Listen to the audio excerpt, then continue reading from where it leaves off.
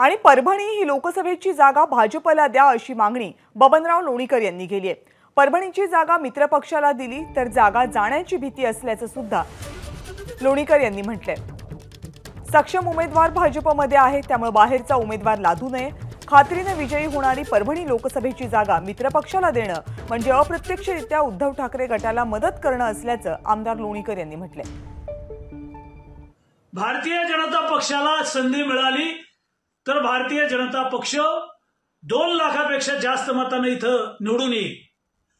भारतीय जनता पक्षाची ताकद आहे आणि यदा कदाचित दुर्दैवाने काही चुकीचा निर्णय झाला तर उद्धव ठाकरे यांची शिवसेना पुन्हा आमच्या छाताडावर बसेल आणि आम्हाला पुन्हा त्रास होईल।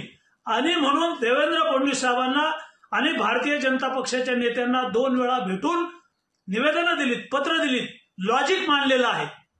त्यामुळे ही जागा भारतीय जनता पक्षाला सुटावी अशी आम्ही मागणी केलेली आहे। एबीपी माझा, उघडा डोळे बघा नीट।